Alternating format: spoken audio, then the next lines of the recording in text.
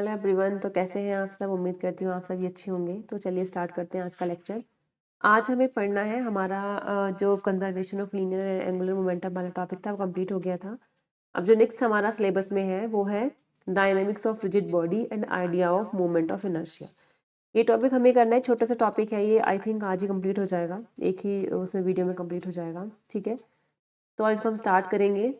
तो स्टार्ट करने से पहले वीडियो को लाइक कर दीजिए एंड जिन्होंने अभी तक सब्सक्राइब नहीं किया है वो चैनल को प्लीज सब्सक्राइब कर दीजिए। तो देखो, ये हमारा सिलेबस है dynamics of rigid body and idea of movement of inertia. इसके अंदर हमें पढ़ना है equation of motion for rigid rotating rigid body. ठीक है, एंगुलर मोमेंटम। एंगुलर मोमेंटम हमने लास्ट वाले में पढ़ लिया था, है ना। फिर आज हम इसमें पढ़ना है movement of inertia, translatory and rotatory motion. Theorem इसमें पैरेलल एंड परपेंडिकुलर एक्सिस की थ्योरम है। मूवमेंट ऑफ इनर्शिया है किसके लिए? रोड के लिए, lamina, ring, disc, spherical shell, solid sphere, है ना। फिर काइनेटिक एनर्जी ऑफ रोटेटिंग यानी कि रोलिंग, जो उसके लिए हमारी काइनेटिक एनर्जी हमें चाहिए। फिर उसके बाद कंपाउंड पेंडुलम है और उसकी एप्लीकेशन। ठीक है, तो ये आज हमें सिलेबस कवर करना है अपना। तो सबसे पहले इसमें हम पढ़ेंगे रिजिड बॉडी क्या होती है। देखो सभी को पता है ना, ये हम 9th क्लास से पढ़ते आ रहे हैं कि रिजिड बॉडी कौन सी बॉडी होती है? जो जिनका शेप एंड साइज कैसा हो, फिक्स होता है, डेफिनेट शेप एंड साइज, है ना।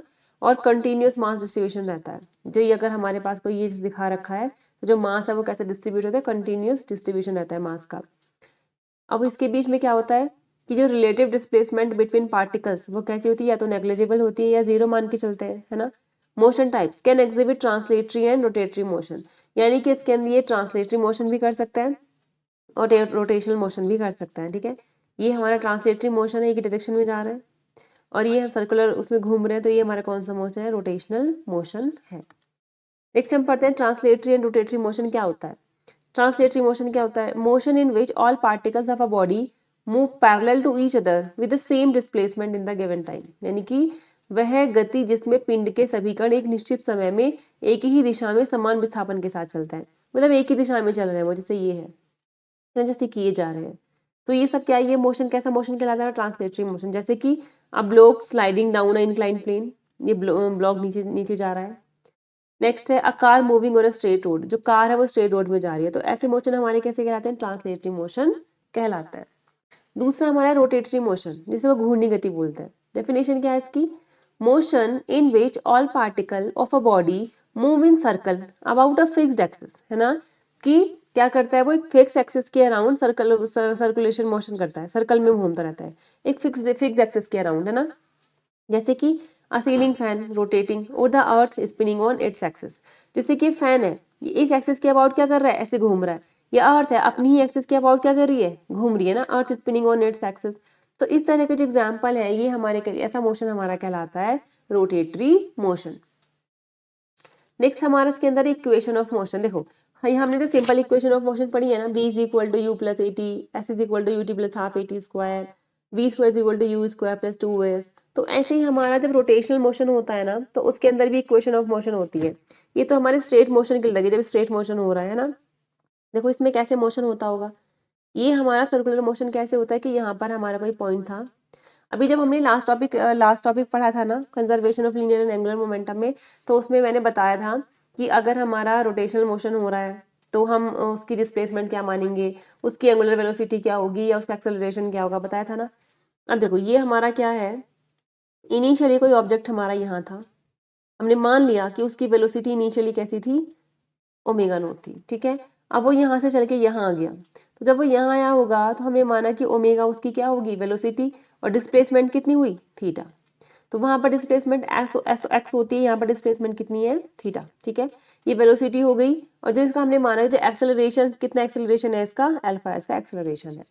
तो अब इसकी इक्वेशन क्या बनेगी? देखो v is equal to U plus A T होता है ना, ये इनिशियल वेलोसिटी फाइनल वेलोसिटी। तो इनिशियल हम ओमेगा नॉट मान रहे हैं, तो ये फाइनल वेलोसिटी हो गई। तो क्या बनेगा? Omega is equal to omega naught plus alpha T. Alpha क्या है यहाँ पर? अल्फा यहाँ पर है एक्सेलरेशन। ठीक है, ओमेगा और ओमेगा नोट हमारी क्या है? Angular velocities.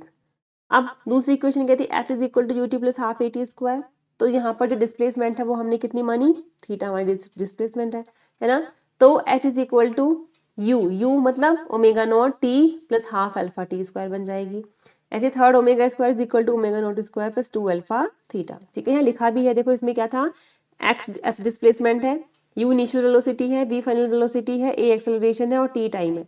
यहाँ पे थीटा क्या हो जाएगा, displacement, omega naught initial angular velocity and omega final angular velocity, और ए क्या बन जाएगा हमारा, एक्सेलरेशन इन सर्कुलर मोशन। ठीक है, तो इसको ध्यान रखेंगे, ये तीन इक्वेशन ऑफ मोशन है अगर हमारा कोई पार्टिकल कोई ऑब्जेक्ट हमारा रोटेशनल मोशन कर रहा है तो। ठीक है, अब टॉर्क हमने पढ़ा था, टॉर्क हमने पढ़ लिया था, है ना। क्या होता है torque, tau is equal to F cross R पढ़ा था ना हमने। तो इसको हम इसकी डायरेक्शन कैसे फाइंड कर सकते हैं, by right hand screw rule से हम डायरेक्शन फाइंड कर सकते हैं। ये था ना हमारा tau is equal to F cross R, यानी कि या आर क्रॉस एफ, ये हमने पढ़ा था, ये टॉ था हमारा, है ना, फोर्स इनटू परपेंडिकुलर डिस्टेंस। अब देखो इसमें अगर हमें फोर्स निकालना था, नॉर्मल फोर्स, नॉर्मल जब हमारा नॉर्मल मोशन हो रहा था स्ट्रेट लाइन ट्रांसलेटरी वाला, तो F is equal to M A था, या F is equal to D P upon D T था, या F is equal to F dot B और W is equal to F dot H, ये सारे फॉर्मूले हमें पता है। लेकिन जब हमारा रोटेशनल मोशन होता है तो फॉर्मूला क्या बनता है, formula F is equal to M A होता है ना। तो यहाँ पर जो फॉर्मूला बनेगा वो बनेगा tau is equal to I into alpha. I is moment of inertia and alpha is acceleration. ये रिलेशन हमने पढ़ा था टॉर्क एंड एंगुलर मोमेंटम में, tau is equal to D L upon D T, है ना। इसका क्या बनेगा, P is equal to tau into omega, यानी F इंटू वी होता है ना, तो यहाँ पर फोर्स को हम टॉर्क मानता है, tau into omega. Omega is equal to कितना हो जाएगा, टॉ इंटू थीटा। ये कुछ फॉर्मूले हैं। अब देखो रोटेशनल इक्विलिब्रियम क्या होता है, ये दो बच्चे बैठे हैं, आपने पार्क में देखा होगा, है ना, जब बच्चे झूलते रहते हैं खेलते रहते हैं। तो ये वाला जो है, ये जो पर्सन बैठा है यहाँ पर, इसकी वजह से जो यहाँ पर टॉर्क प्रोड्यूस हुआ वो कितना है, टॉ वन, और इसकी वजह से कितना है, टॉ टू। अब ये क्या करेगा, ये नीचे की तरफ फोर्स लगाएगा, मतलब ये इसको ऐसे घुमाने की कोशिश करेगा, इधर एंटी क्लॉकवाइज, है ना। अब इसका फोर्स इधर लगेगा, ये इसको इधर घुमाने की कोशिश करेगा, है ना, क्लॉकवाइज। तो ये इस तरह से क्या करते हैं, बच्चे झूलते रहते हैं, बच्चा एक यहाँ बैठता है फिर एक यहाँ, है ना। लेकिन अगर क्या हो किसी टाइम जो टॉर्क T1 जो इसका टॉर्क है और जो इसका टॉर्क है दोनों बराबर हो जाए, है ना, टॉ वन इज इक्वल टू किसके हो जाए, टॉ टू के, तो इसको हम क्या बोलेंगे, इसको हम बोलेंगे कि यहाँ पर इसको इक्विलिब्रियम की कंडीशन होगी, और यहाँ पर जो टो नेट हो जाएगा वो कितना हो जाएगा, जीरो, मतलब जो नेट फोर्स और नेट टॉर्क हो जाएगा वो यहाँ पर कितना हो जाएगा, जीरो हो जाएगा। क्योंकि ये इसको क्या कर रहा है, नीचे फोर्स लगा रहा है, इसका जो नॉर्मल लग रहा है, जो फोर्स लग रहा है एमजी वो नीचे की तरफ लग रहा है, वेट फोर्स है ना, तो ये इसको इधर घुमाएगा, ये इसको इधर घुमाने की कोशिश करेगा। तो अब अगर ये दोनों बराबर हो जाएं तो हम बोलेंगे कि कंडीशन क्या हो गई, इक्विलिब्रियम की कंडीशन हो गई, है ना। टॉ नेट नेट टॉर्क हो गया, टॉ वन ये क्या कर रहा है, ये हो जाए clockwise and anti clockwise torque, ठीक है। टॉ वन एंड टॉ टू ये उल्टे लिखेगा, ये हमारा एंटी क्लॉकवाइज होगा और ये हमारा क्लॉकवाइज होगा, तो टॉ टू और टॉ वन इसको हम कर लेंगे, है ना। m1 m2 मासेस है, g क्या है, acceleration due to gravity, torque हो जाएगा, और ऐसा यूनिट टॉर्क की हमें पता है कितनी होती है, न्यूटन मीटर। ठीक है, नेक्स्ट हमारा इंपॉर्टेंट मोमेंट ऑफ इनर्शिया, बहुत इंपॉर्टेंट है ना। क्या है, moment of inertia is quantity which express the body's tendency to resist external angular momentum और टॉर्क। अगर हम नॉर्मल इनर्शिया की बात करें तो नॉर्मल इनर्शिया क्या होता था कि हमारी बॉडी क्या करती है, कुछ भी चेंज होने को रजिस्ट करती है। अगर हमारी बॉडी रेस्ट में तो रेस्ट में रहना चाहेगी, मोशन में है तो मोशन में रहना चाहेगी, है ना। तो ये खाली हमारा इनर्शिया था। अब यहाँ पर क्या है, moment of inertia.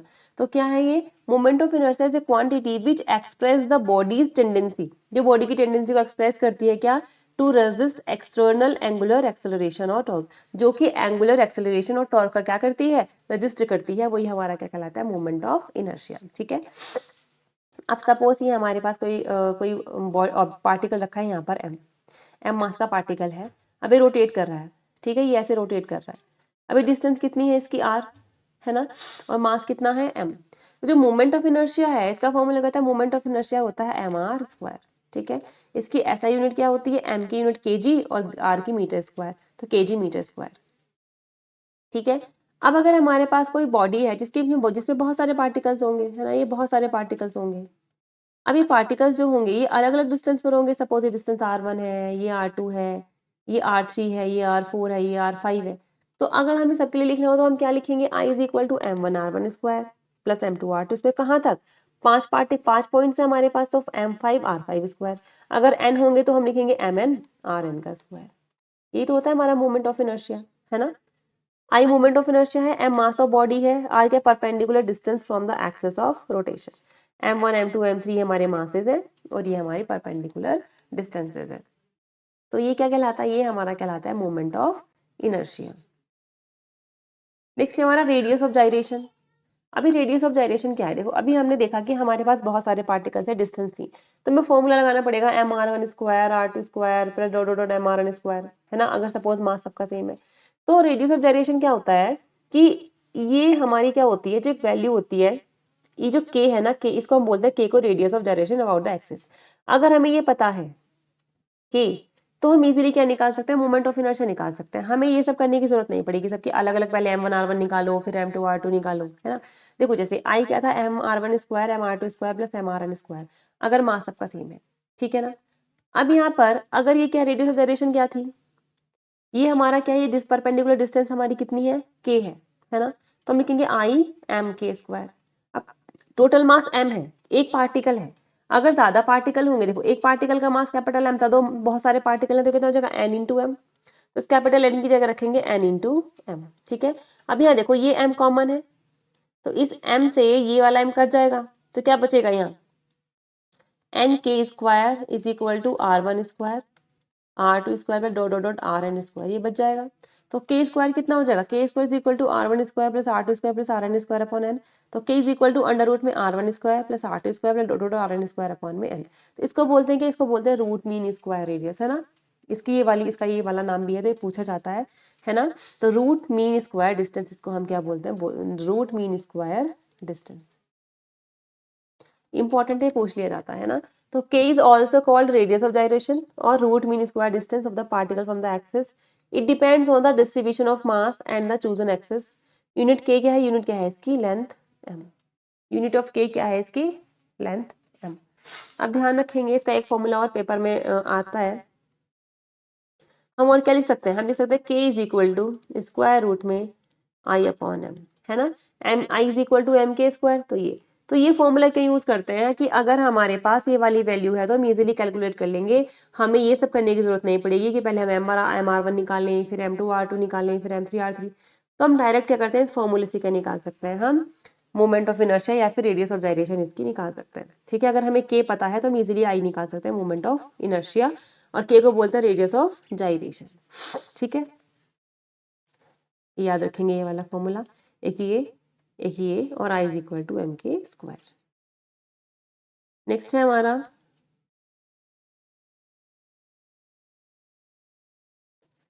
Parallel axis theorem और परपेंडिकुलर एक्सिस थ्योरम, दोनों ही बहुत इंपॉर्टेंट है।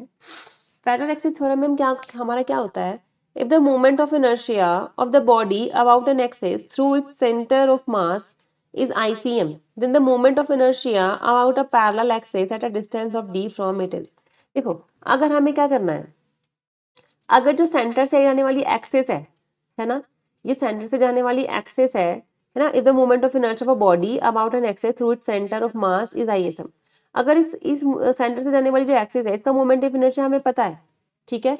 तो इसके पैरेलल कोई भी एक लाइन हो, चाहे वो यहाँ हो सकती है, वो बाहर हो सकती है, वो इधर हो सकती है, वो इधर हो सकती है, तो अगर इसके पैरेलल अगर हमें किसी लाइन का मोमेंट ऑफ इनर्शिया निकालना है तो हम एक पैरेलल एक्सिस थ्योरम से निकाल सकते हैं।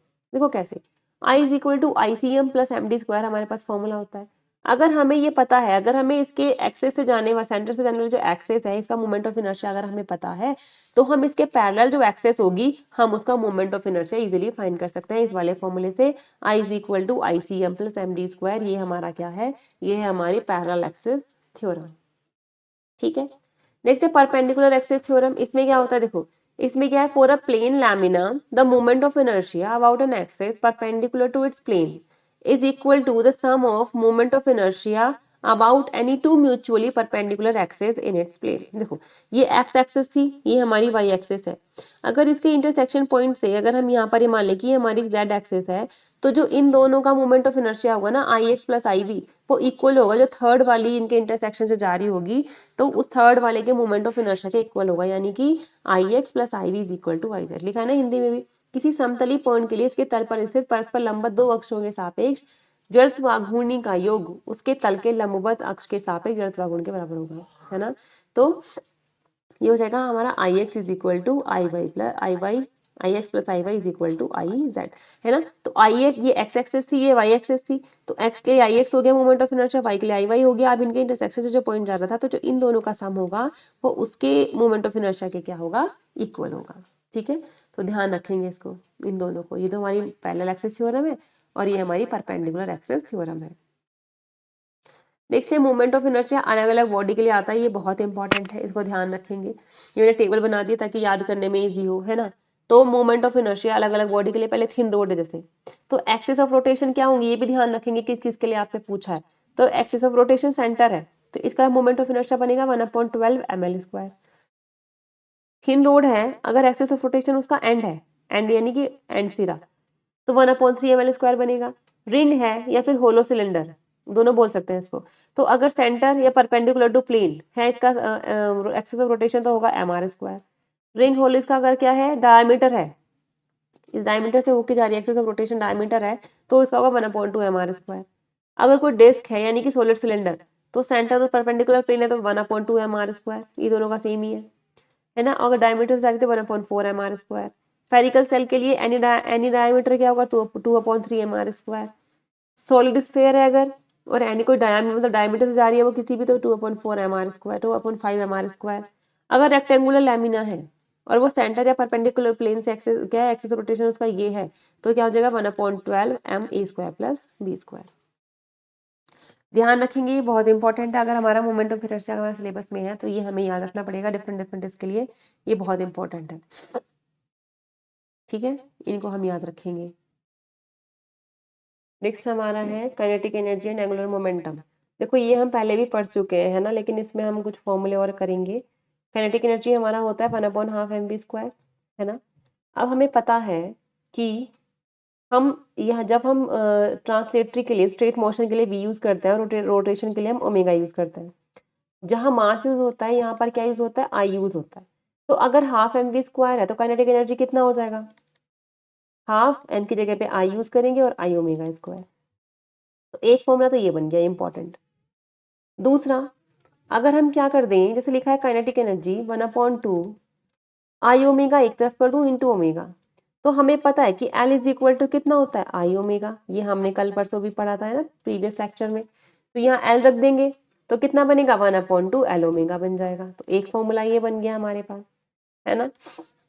अब तीसरा फॉर्मूला क्या बनेगा, अगर हम क्या कर दें, इस ओमेगा की जगह पे, इस ओमेगा की जगह पे रख दें L/I, यहीं से ओमेगा कितना निकलेगा, L/I। तो अगर यहीं पर L/I रख दें तो 1/2, है ना, इंटू एल। इस वाले फॉर्मूले में देखो एल था, इंटू ओमेगा की जगह पे भी क्या रख दें, L/I। तो क्या बनेगा काइनेटिक एनर्जी का फॉर्मूला, L²/2I। तो तीन फॉर्मूले हमें काइनेटिक एनर्जी के यहाँ मिल गए, एक आई ओमेगा स्क्वायर, 1/2 L ओमेगा, और एक ये वाला। देखो न्यूमेरिकल पे डिपेंड करेगा कि हमें कौन सा फॉर्मूला यूज करना है, अलग अलग न्यूमेरिकल के लिए अलग अलग फॉर्मूला हमें यूज करना पड़ेगा। ठीक है, तो ये हमारा था kinetic energy and angular momentum.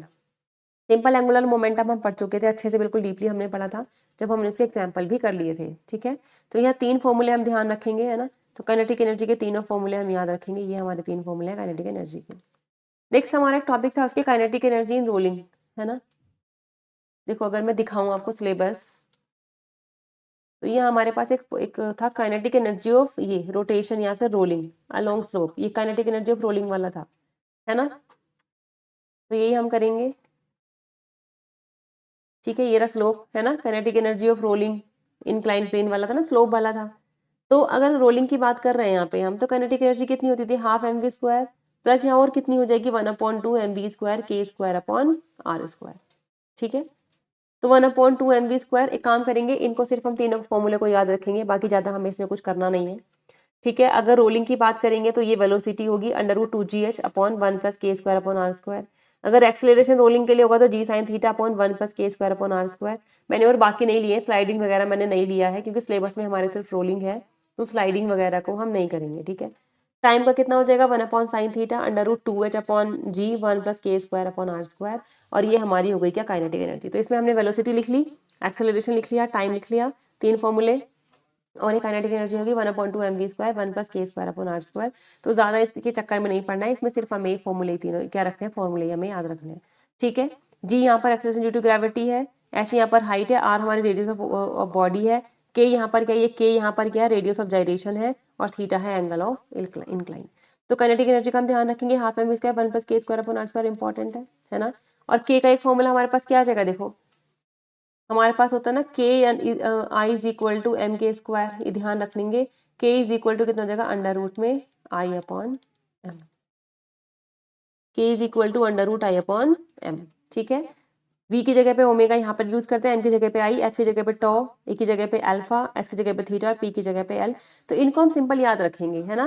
Translatory में हम सिंपल क्या यूज करते हैं, रोटेशनल में हम क्या यूज करते हैं। ट्रांसलेटरी में हमारा होता है मोमेंटम p, और यहाँ पर होता है हमारा एंगुलर मोमेंटम, ठीक है। तो इन चीजों को हम ध्यान रखेंगे, और k इज इक्वल टू हमारा कितना होता है, आई अपॉन एम।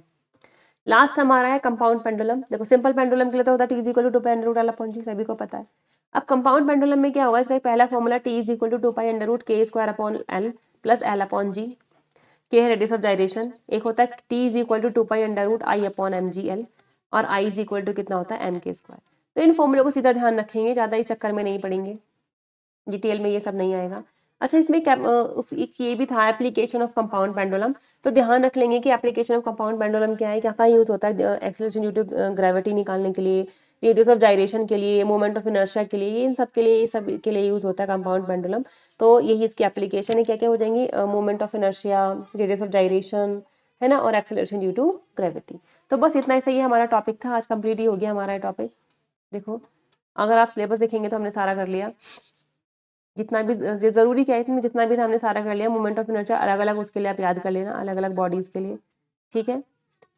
बाकी हमारा हो गया है, ठीक है ना। किसी दिन प्रैक्टिस क्वेश्चन भी कर लेंगे इसके हम, अभी तो हमने सिलेबस हमारा सारा कंप्लीट हो गया है, क्योंकि टाइम बहुत कम है, सिलेबस बहुत बड़ा है, तो सिलेबस ही फटाफट फटाफट कंप्लीट करते हैं। एक बार सिलेबस अगर हमारा थोड़ा कंट्रोल में आ जाएगा, तो उसके बाद हमारे ऊपर डिपेंड करते हैं कितनी ज़्यादा से ज़्यादा प्रैक्टिस कर सकते हैं, ठीक है। तो ये टॉपिक हमारा कंप्लीट हो गया है, कल हम करेंगे अपना नेक्स्ट टॉपिक। तो अगर आपको वीडियो समझ में आई हो, आपको वीडियोस हेल्पफुल लग रही हो, तो प्लीज़ वीडियो को लाइक करें, ठीक है, और चैनल को सब्सक्राइब भी करें, अपने फ्रेंड्स के साथ भी शेयर करें जो एलटी फिजिक्स की मैथ्स की तैयारी कर रहे हैं, ठीक है। मिलते हैं नेक्स्ट लेक्चर में, थैंक यू सो मच।